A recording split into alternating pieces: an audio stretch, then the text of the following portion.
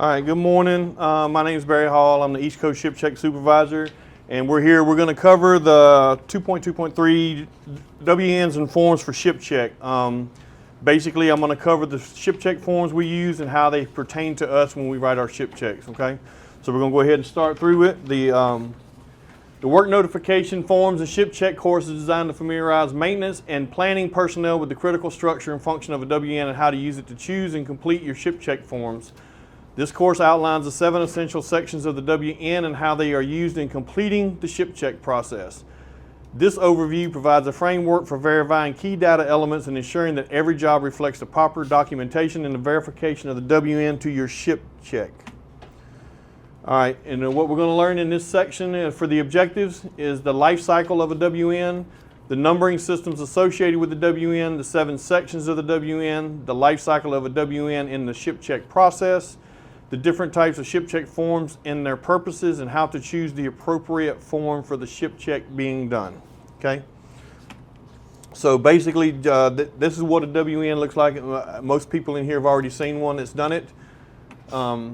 Basically, this is the life cycle. So the WNs are assigned from NMD. They could be written from the ship or an off-ship assessor. They're going to be put into what's actually VSB, and then VSB screens them down to NMD. And then that's where we as QED go in to get them, and they're assigned to us. Then the waterfront assessment manager, which is Jeremy Morrison, and myself, the ship check supervisors, and Chris Persky on the West Coast. Who's the Northwest one now? Chris. Ship checks required, okay? WNs assigned to CONUS, OCONUS local ship check teams.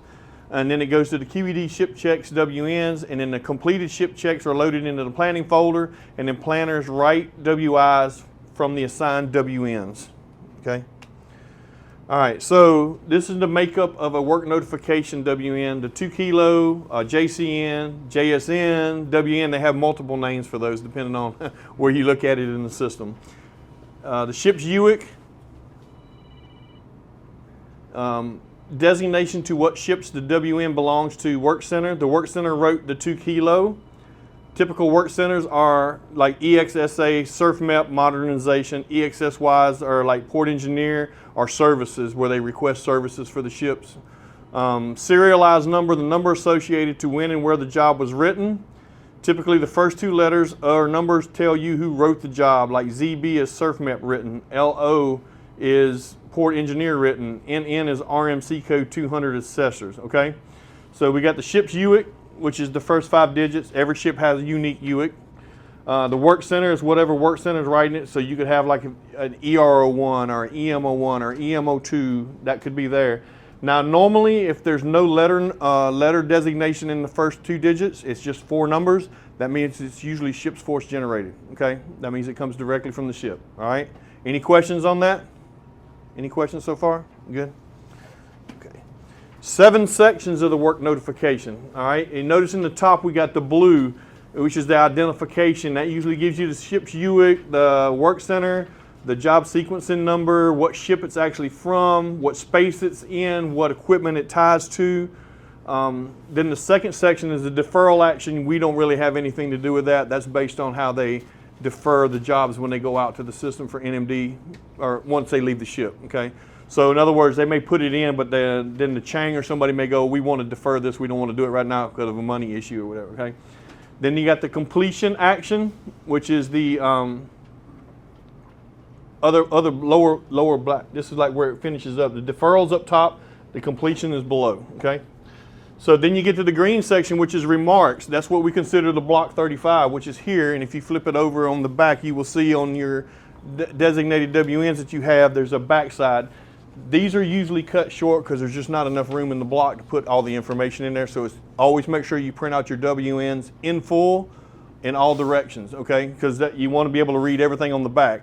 So, because some of these write-ups may have, as we know, 5 or 6 different things within the write-up that you have to look at individually to do the proper ship check, okay? So that's the remarks section, and also it does a CSMP summary, and then it has first contacts of who wrote these on the boat or the ship assessor. Now 9 times out of 10 we know we go to the boat, by the time we see the job that person's already transferred and is no longer there, so we run into that all the time. But Sometimes you get lucky and that person's still on board. So that means you can go to that person and say, hey, what exactly did you want with this? This portion down here that's in the red, or I guess lavender, whatever color it is, the red, is a supplemental, and there's a block 50 and a block 45 in there. That's for the maintenance team to use to write any further information they want to add to that job. Say, for instance, we just actually went through one with the maintenance team from McFall. They wrote into the actual write-up up here that they said no ship check was required. That can't be in there. That needs to be in the PE remarks section in block 50. So we sent those back to him. They made the corrections and resubmitted those jobs through NMD, okay? That's one of the things I usually can catch that stuff, and I usually take care of that so you don't really have to deal with it. But that's what that's for, any amplifying information from the maintenance team. And of course, the planning and repair activity uses the bottom. That has nothing to do with you guys, okay?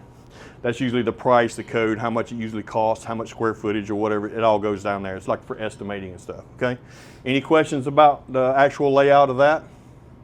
No? All right, the WN identification section, okay? So this one is, it tells you to, as we just spoke about, trust but verify data listed in each WN. Verify the attribute data such as block 5, which is the green, and the equipment noun name. In other words, a lot of times you'll just see a basic generic or something in there that doesn't even pertain to what you're looking at. I mean, that happens all the time. They'll put a valve in there, but you're actually looking at the deck or something just because they don't pick the right stuff. Some of the people that write these jobs, they're not very thorough with it. So, and then other people do not catch it and it gets off ship. Block 13 is identifying equipment serial numbers, which is over here. And usually, like if you have a valve, that's like a valve number, MS-TAC, VTAC 125. Or it may have MPDE 1 alpha or MPDE, which anybody knows what that is. That's the main propulsion diesel engines. 1 alpha, 2 alpha, you know, stuff like that. And then the last thing is the location compartment deck. Now this one's really important because we as a whole in here, I know we've all found spaces that were mismarked, badly mismarked, you know what I'm saying? So I will tell you this though, just in the learning curve, as you can see down here, this helps them find the location of where it's actually located on the ship, because this one says a grenade magazine 04-45-3 mic is in this area right here. And it matches up to here, and of course you can tie in all the valves and stuff like that. The biggest issues that we have is that sometimes when people see this number, they'll go into a space, and I guess the easiest way you can figure it, I try to tell everybody, and I think I've pretty much told everybody in here, like a trunk. A trunk, how is a trunk numbered? If there's no dividing doors in it, how is that written? It's the lowest deck in that space. So when you go in on the first deck, it's going to say 5300. Like the 5300, the trunk that goes down the shaft alley, right? It's going to be 5300 all the way to the top because there's nothing that breaks that down, okay? Now, if you go down if you're going down like by the berthings where they have individual hatches that break down, then you'll have like 1300, 2300, 3300, 4300, 5300, right? I just want everybody to understand that. So don't get perturbed. The reason why I'm saying is we're supposed to validate this. So don't validate it incorrectly. I want to make sure everybody understands that. Make sure that it's just ladders going down and there's nothing that breaks that up, because that means that that whole section is just one big space, okay? Elevators are one number. Elevators, no matter how deep they go or how high they go, it's always one numbered trunk, okay? Everybody got a good understanding of that? Okay. Any questions about what we've covered here so far? No?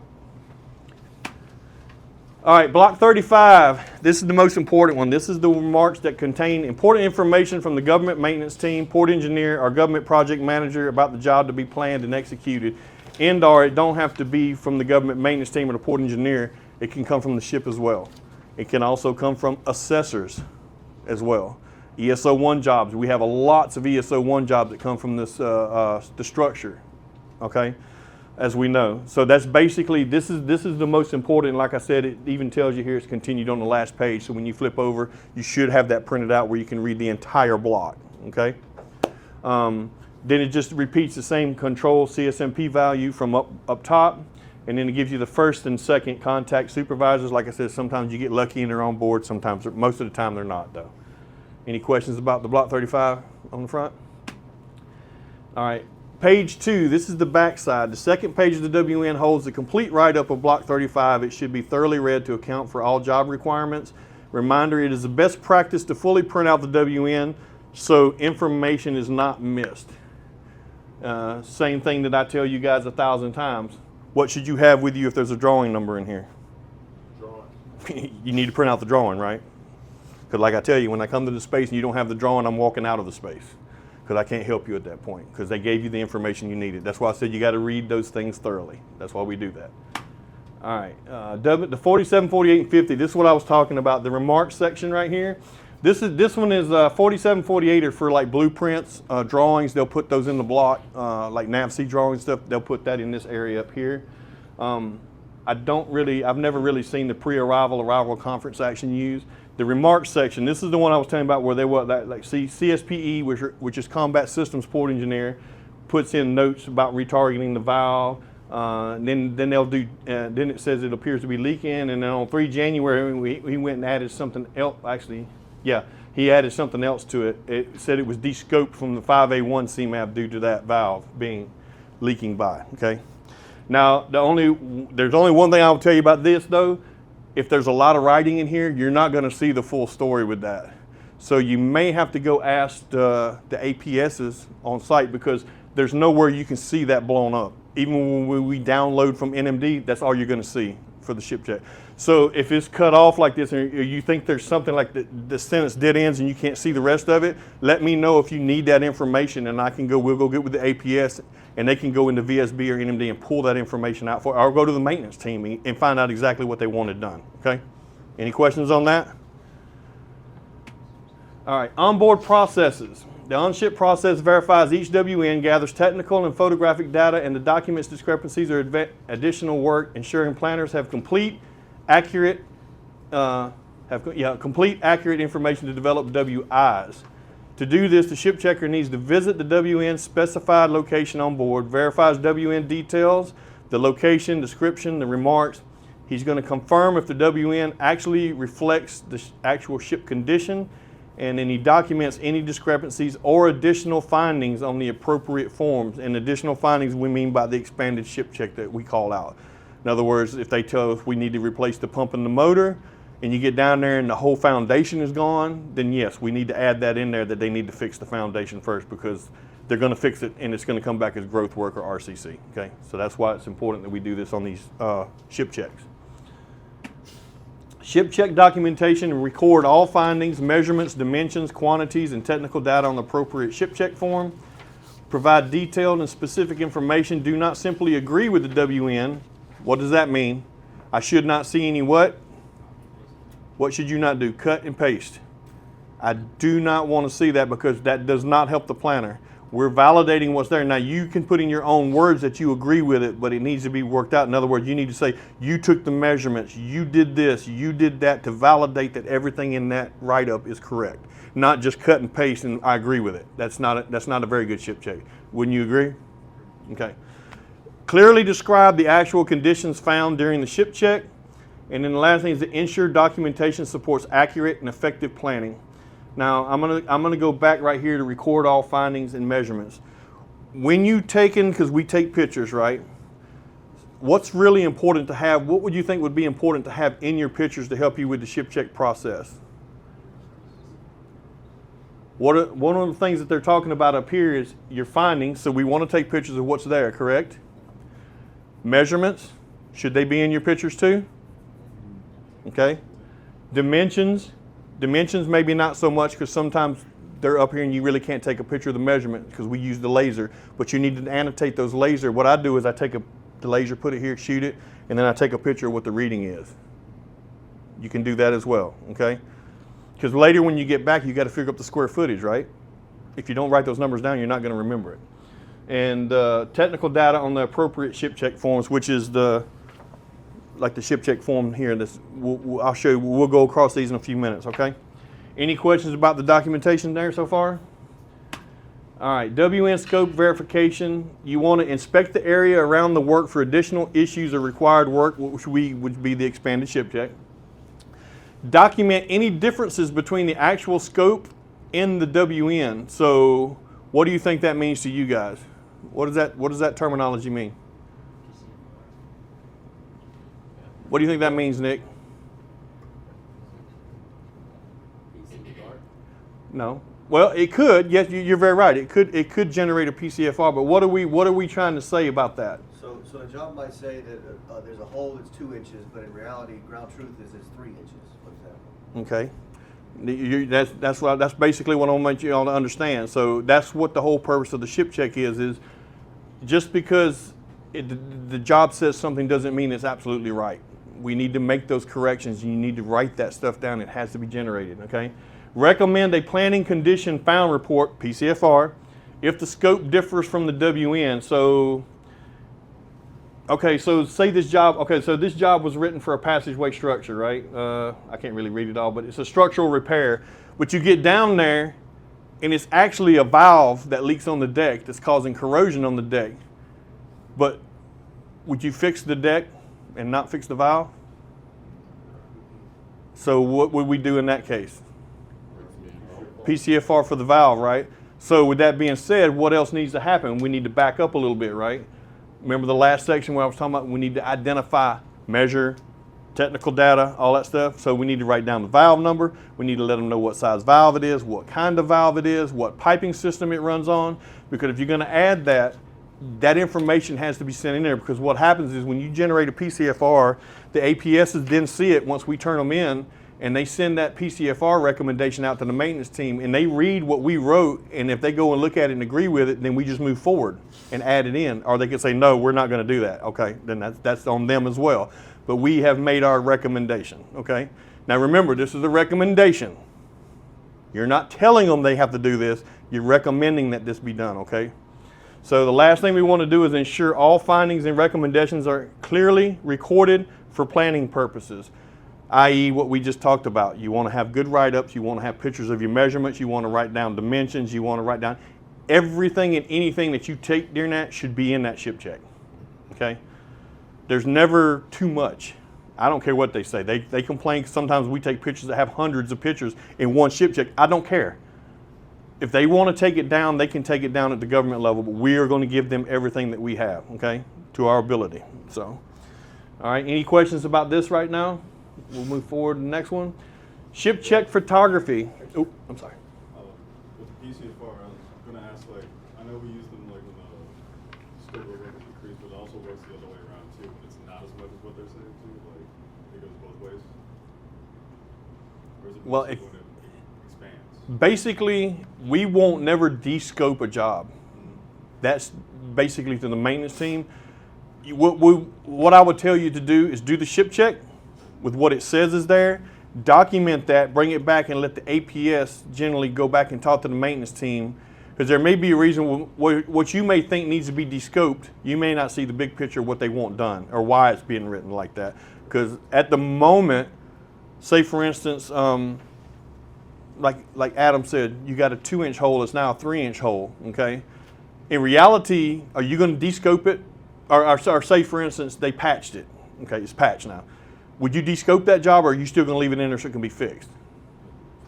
Okay, and you're probably going to add to that, because you got to realize by the time we do this and the spec gets written and it gets out for bid and it gets there, you may be a year and a half, 18 months down the road. Do you think that spot's getting any better? It's not. It's going to get bigger. Also, when you find something that's not the way it's written on, or you're like, no, this isn't Yeah. here, it also could be that you're in the wrong place, or it was written to the wrong place too. Yep.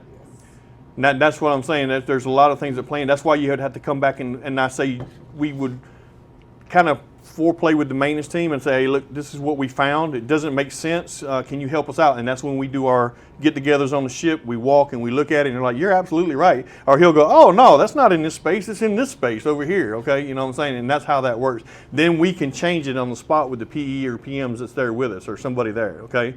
Don't ever de-scope a job on your own and just let it ride, because that's not for us to do that, okay? That's all, I want to make everybody clear about that. Go ahead. Concerning like using your hypothetical, you're here for a structural job, but you find a valve that's an issue, would that affect the ship check form that you use? No, because you're actually you're ship checking the work that's on this job, If a PCFR is written, they will do a different, because say for instance, you did come back and say it was that valve, and the maintenance team said, we 100% agree, we want that valve changed. Then it comes back to the APS as answered yes. They'll get the PCFR back with the recommendations we have. And what will happen at that time, I believe the APSs that means the maintenance team has to write a job for that valve, screen it to us, and at that point, then the planners, or the APS will give it to the planners then write that job to that valve. But they'll probably tie the two together somewhere in the spec that says, hey, we need to do this before we do this because it doesn't make any sense to do it vice versa, because you're just going to be wasting your time, spinning your wheels more or less, okay? Does that make sense to you? Yeah. Okay. Photography. This is one that we sometimes can get punched in the eye for, or poked in the eye a little bit about, because everybody's photography skills are different, as I can say. I mean, I'm not a GQ photo shooter or anything, but basically, photos are taken of a location, including the bullseye, which they have up there, equipment or item in question, and the surrounding area from multiple angles, right? So if Jeremy's cup's got a crack in it, and I get right here, what does that do for the camera? I'm not the camera, the planner.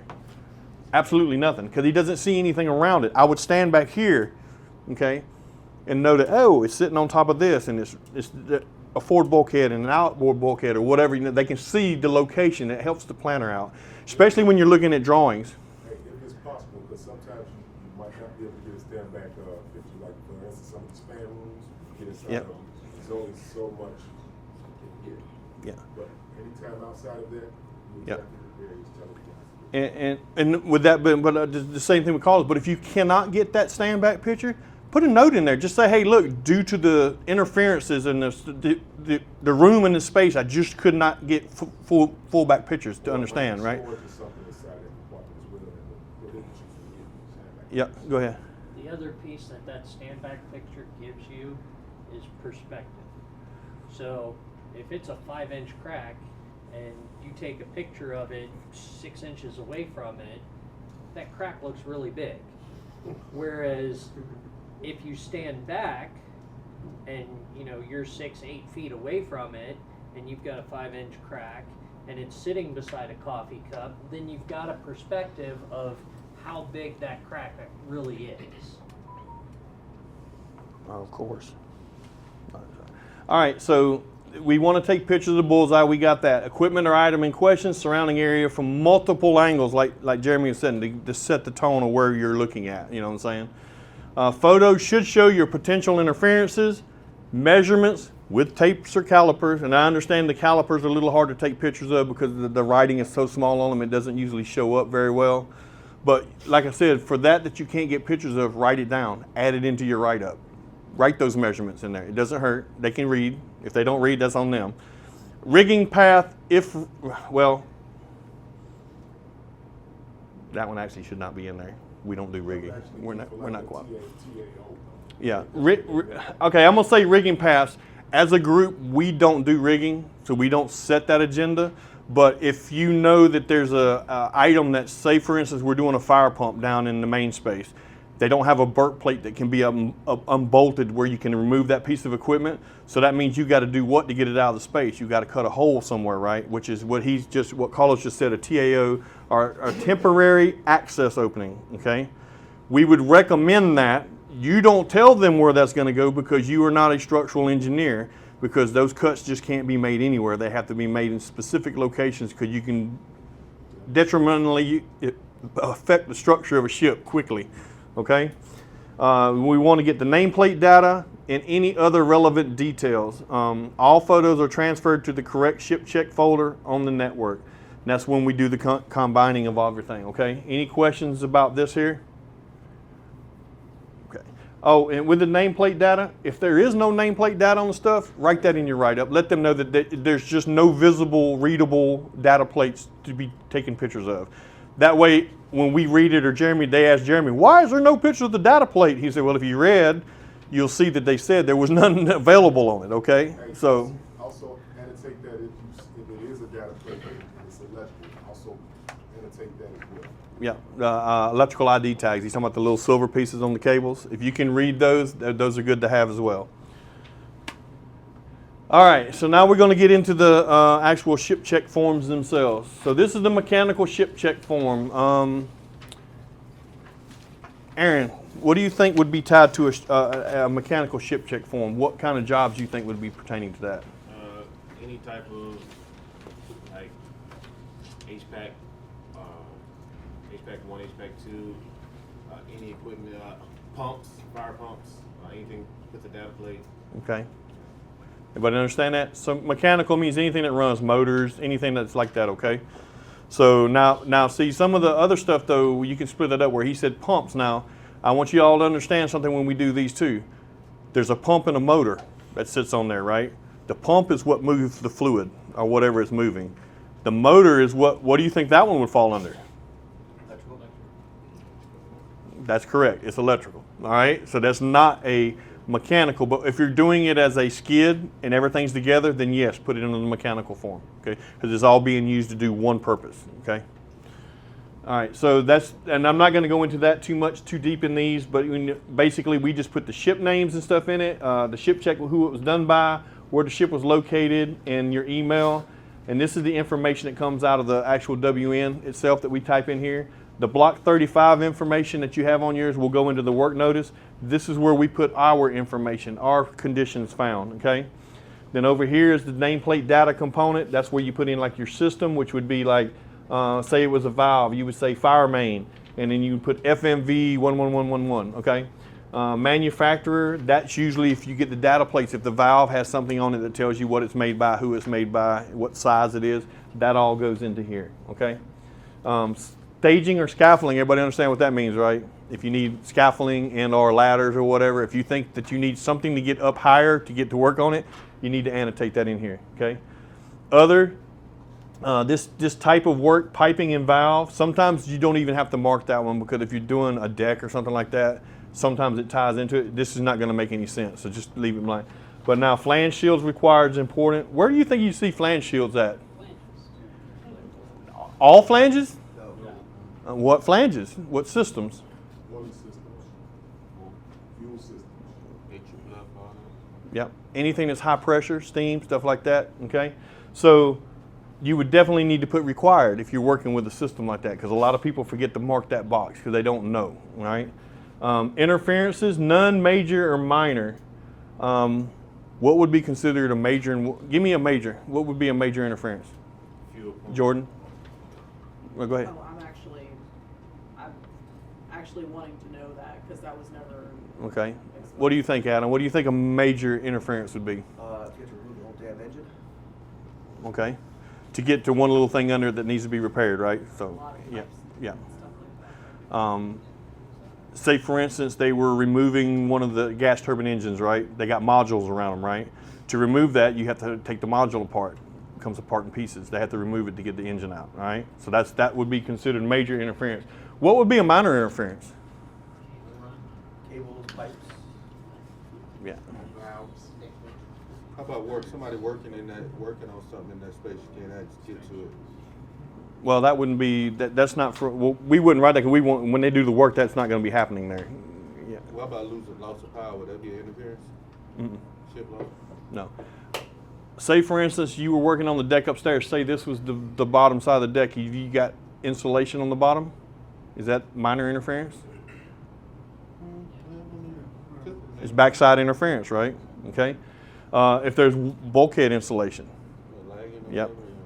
Now, that's what I'm saying. You got to think about those little things like that that's minor because even though a lot of these are covered under the same like 009s and that series of stuff that they do, you should all have to call out some of this stuff. What's up? What about like tight spaces?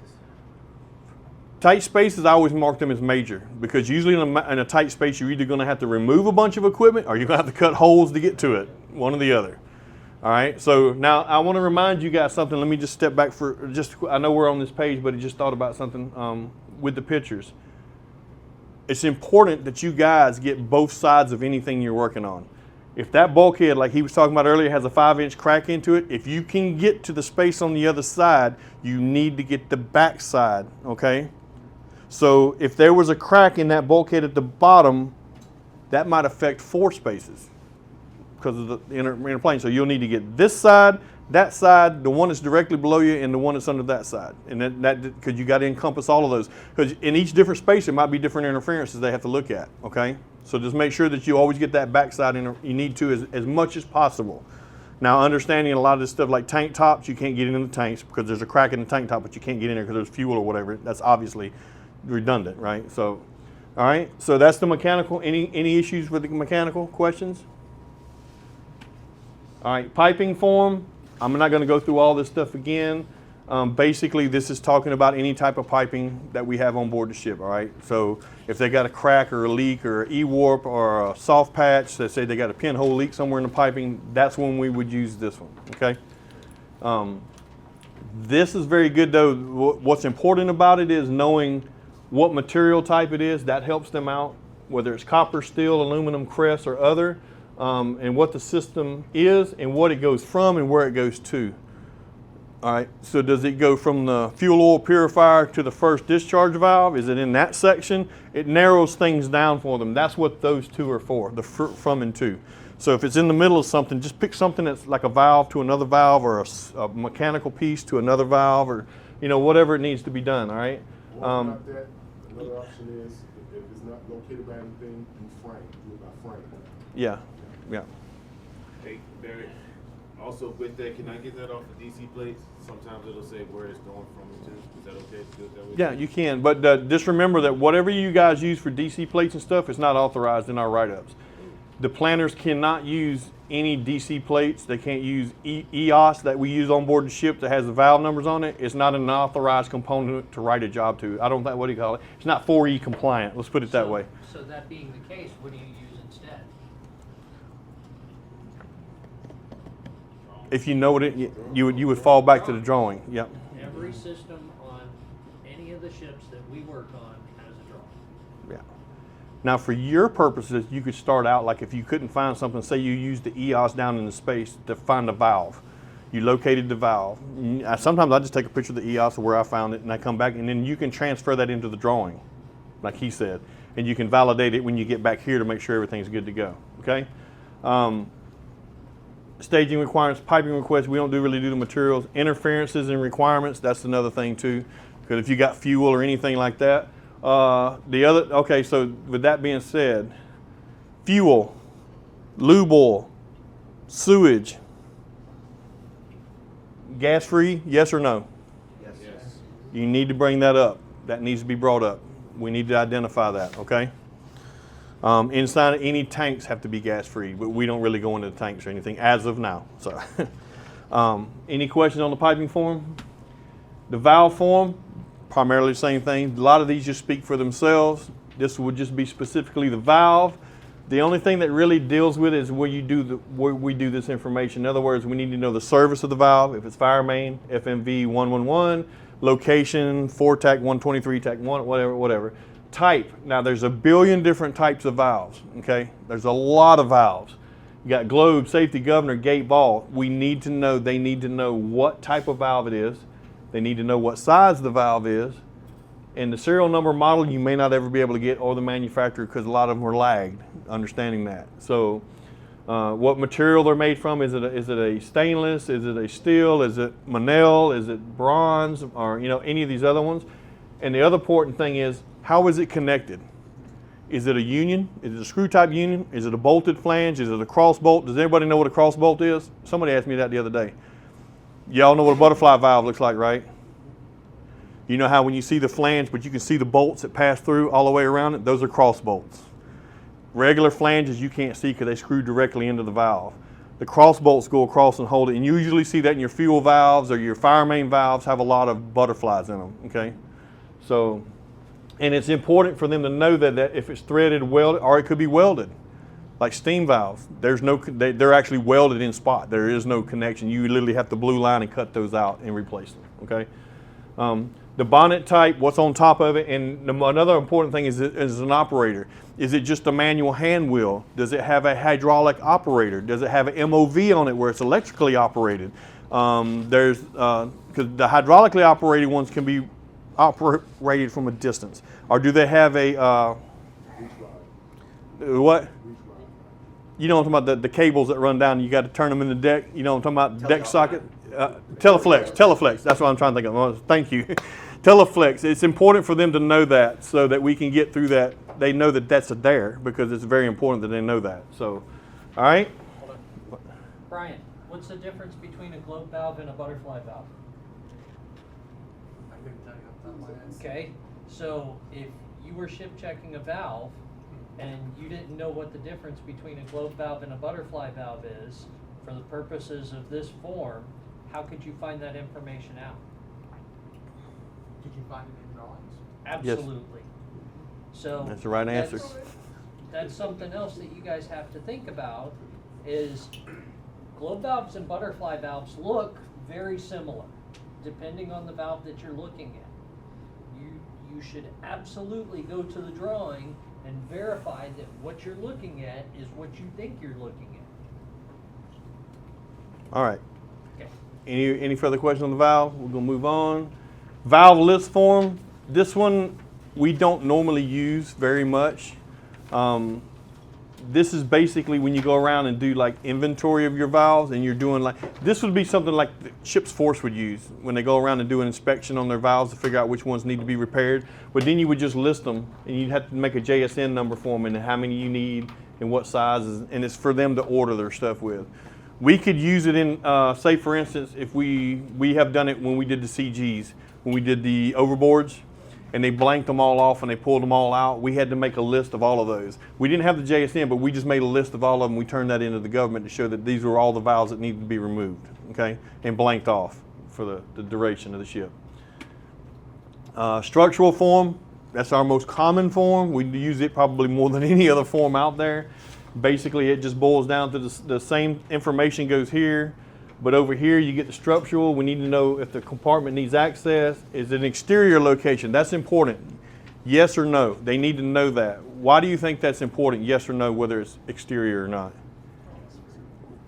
No. Why do you think, Seth? Why do you think it's important for them to know whether it's an exterior like a weather deck or if it's inside the skin of the ship? So whether or not they need to cut a hole through the ship to get It's not about cutting a hole. So if I got a hole in that bulkhead, I'm standing on the weather deck. Say I'm standing on the quarter deck, right? I'm looking at 01, 240, 01, and the hole goes all the way into that space, right? One side of that's what? Inside the skin of the ship. The other one's on the outside. Now, do you think the painting scheme is the same for both sides of that once you do that repair? There you go. There's a lot of different things that play into it. So you need, that's what I'm saying. This is the information that keys the planner in to go look at these separate little items. Okay? Another thing, if it was in the deck, what else would be important about that? Non-skid. Whether it's a roll-on, spray-on, or peel and stick type. You know what I'm saying?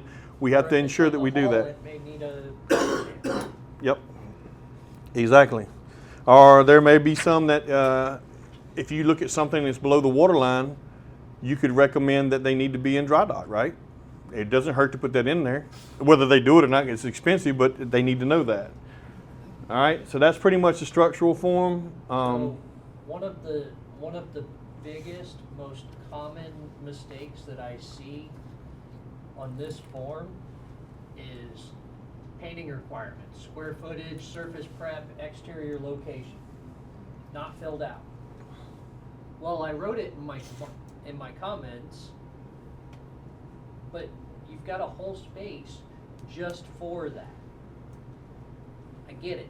It's double work, if you will. However, you know, painting requirements may not actually equal the amount of metal that you're changing. So you may be replacing 1 square foot, but you may have to do 30 square feet of painting for that space. It's all dependent on what work is actually being accomplished. And how, I'm gonna ask you guys this, how do you, if we did a 1 foot square repair in that bulkhead right there, how many square foot do you think that would be?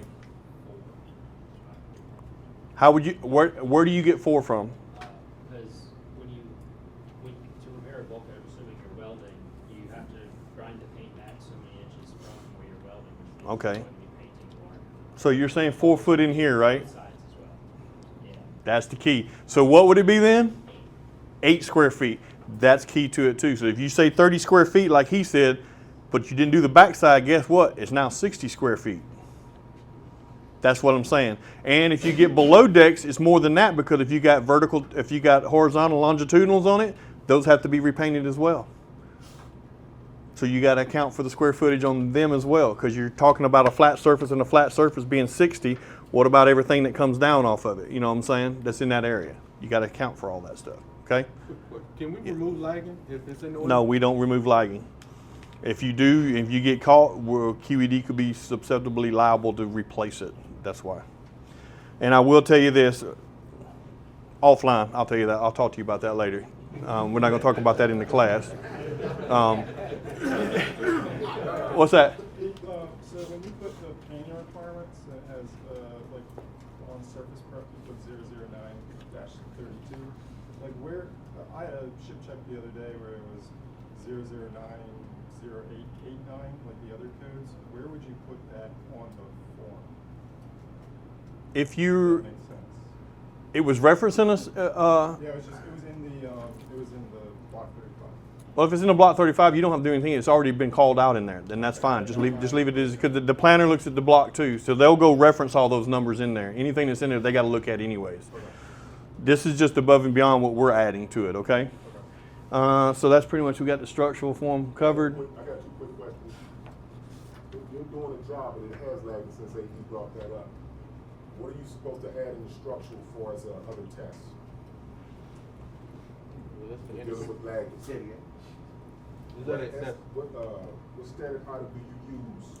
Oh, 00911, There it is. And what do you use if you're welding? 00912.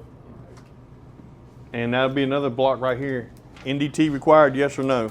I always mark it yes. We let them determine they don't want to do NDT on it.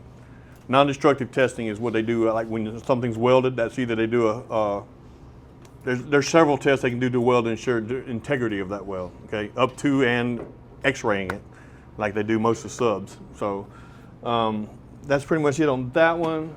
Deck covering form, this is the same one like we were talking about with the valves. This is where you would go do an inspection on decks. In other words, if we were in here, we were just talking about this earlier, you could say this compartment, whatever this one would be, framed so-and-so and so-and-so, I got 8 square foot of carpet that's damaged in this area, okay?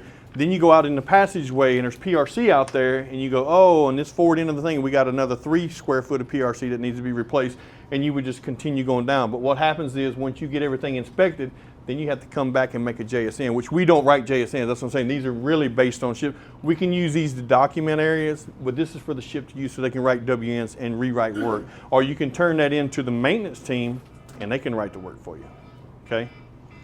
So any questions on that one? Like I said, we really won't see that too much. So door hatch scuttle form, obviously we know what that's for, right? This one is a little tricky though, because I will say this, you really need to put the number. You need to, that's where the doors, scuttles, and hatches, 9 times out of 10, they're not going to have a label plate on them, especially if they're exterior. We all know this.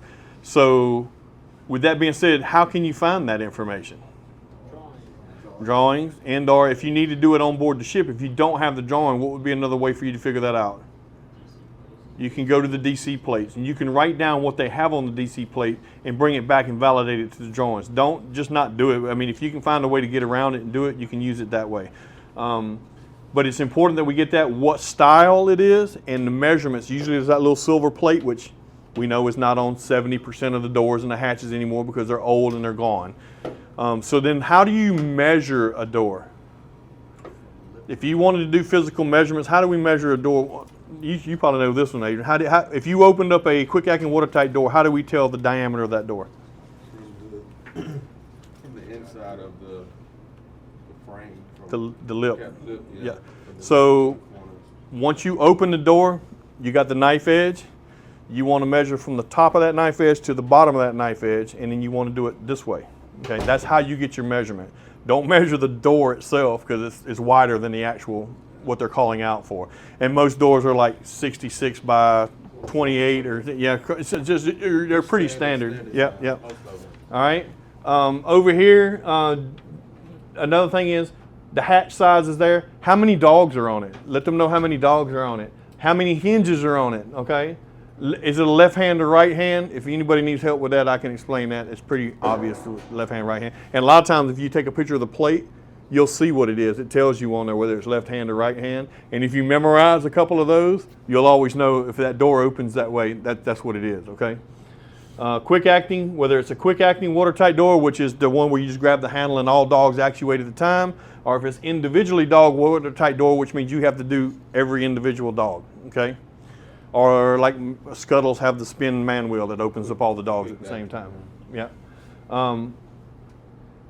I don't normally do the chalk test or anything like that because I don't know what the requirement is. Different doors have different requirements for chalk testing and blow test and water test, and I mean they're pretty average. They're going to call that out. The other part is the configuration of it. Is it aluminum? Is it steel? Is it armored? Is it Kevlar covered? Is it on the bimetallic strip? Where do we find bimetallic strips at? How many people in here done a ship check on the CG? Where's the bimetallic strip, Bernie? It's on the 01 level.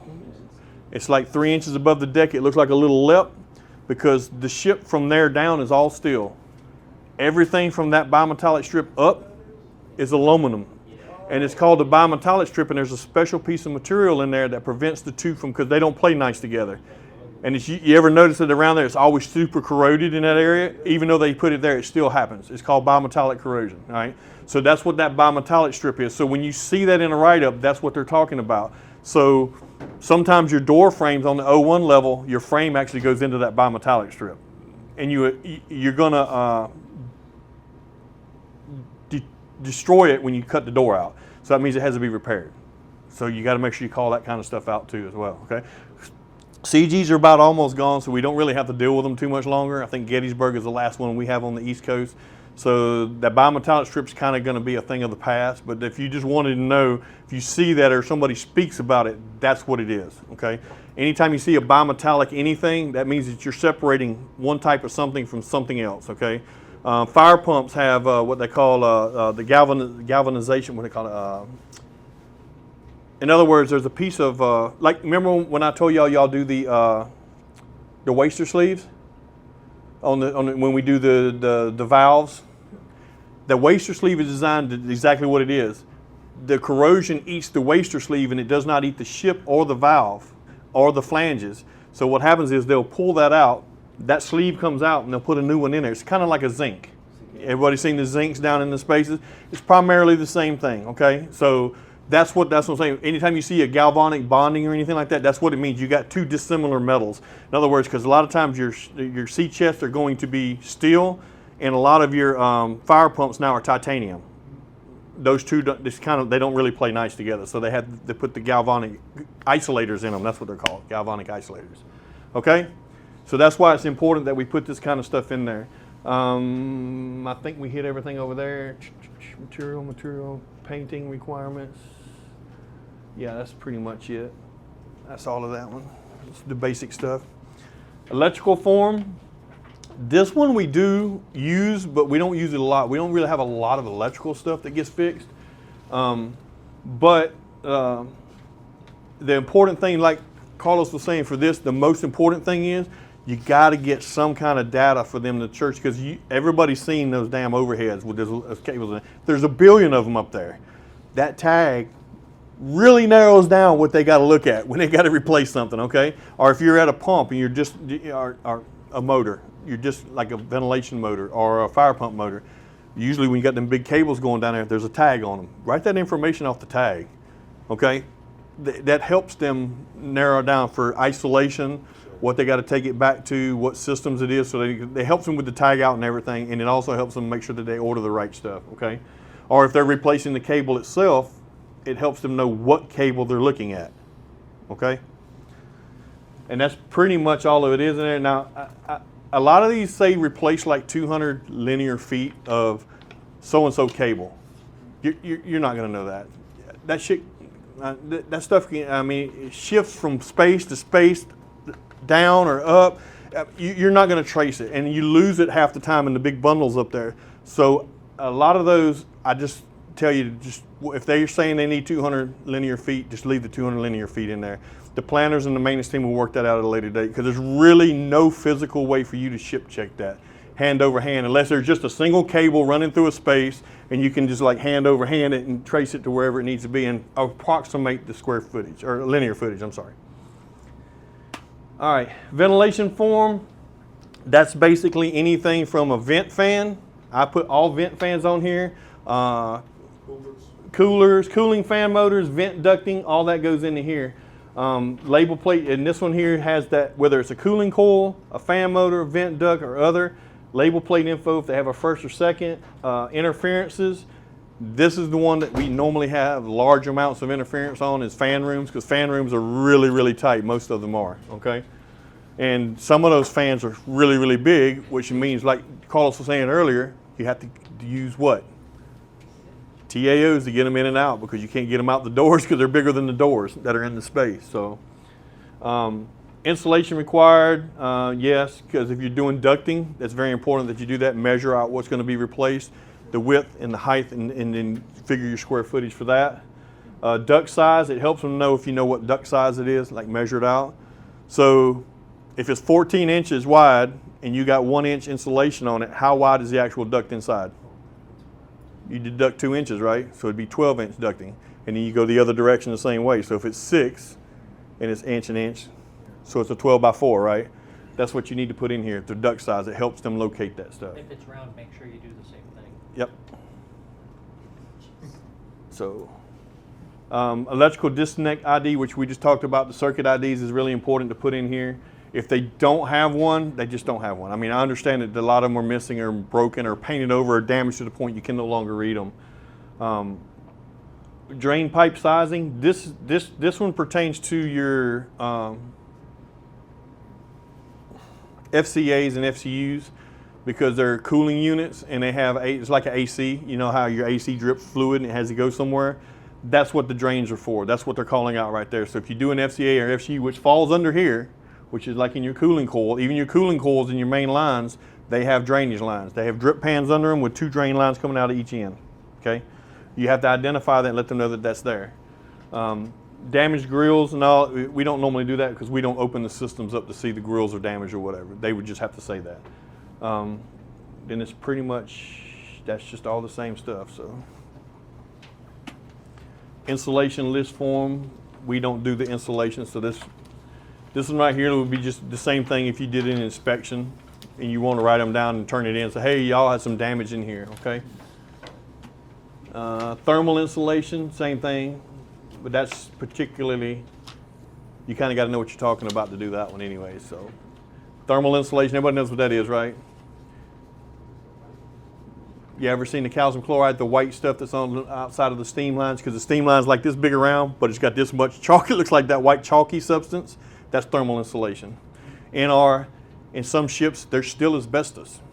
You have to be careful.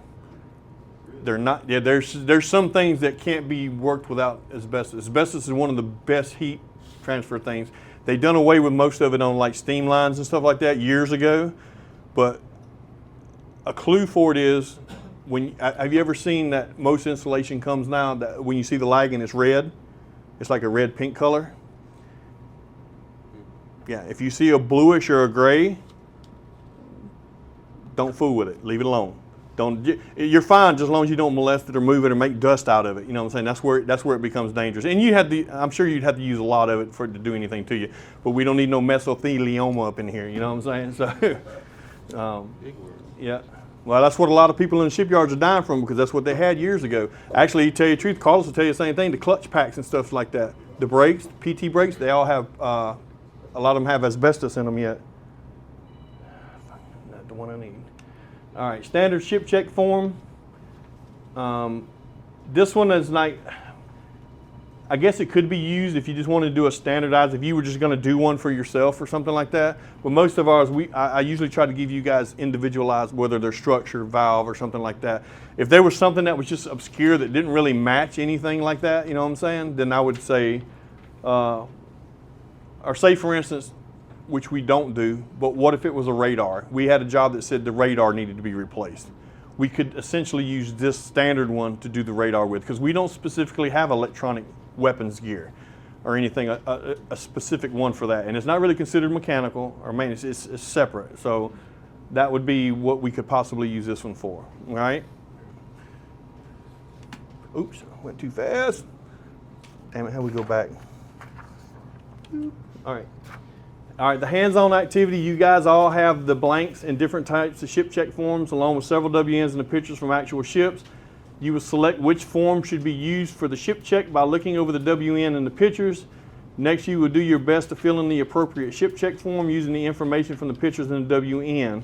Once you have finished, look at the actual completed ship check form to see how well you did. If time permits, go through and try this using the other WNs and ship check photos, okay? We'll start that in a minute, but in summary, I just want to cover, we did work notifications and ship check forms. We covered the life cycle and parts of the WN and learned the numbering system. We learned how a WN moved through the ship check process. We learned the different types of ship check forms and their purposes, and we learned to practice choosing the right form for the work which you were ship checking, which